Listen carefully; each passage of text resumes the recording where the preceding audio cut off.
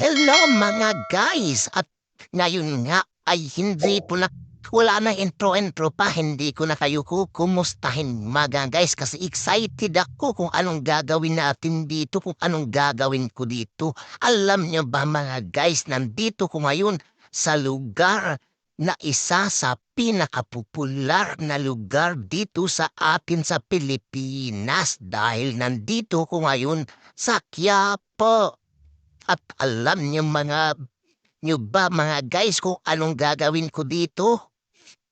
Hahanapin natin dito si Tanggol kasi may sadya tayo sa kanya mga guys. Ayan. Kaya alam natin nandito siya. Hanapin natin dito si Tanggol guys, pati si Mokang. At mas maganda kung pati si iba na makita rin natin dito.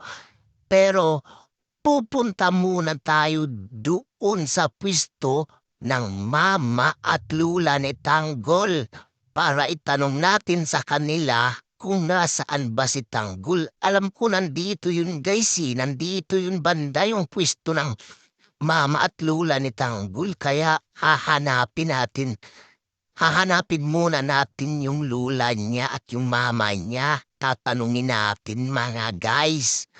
Ayan.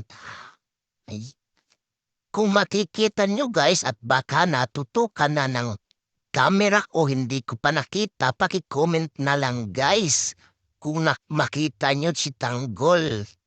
At hindi ko makita, ayan, hanap lang tayo. Hanapin natin dito si Tanggol. May kailangan tayo sa kanya guys. Ayan, hanap lang. Asan ka ba Tanggol? Baka nagtatago siya guys dito sa mga damit na to. Asan ba yung tindahan dito ng lula niya? Hindi natin makita. Ayan. Asan ba yun mga guys? Hanap lang tayo dito. Ayun. Uy, may nakita ko mga guys. May nakita ko dito. Okay lang kahit hindi na natin makita si Tanggol at si Mukang. Ayun no, tatlong baby girl. Tatlong nagagandang baby girl at kumakain sila ng balot mga guys. Sana all.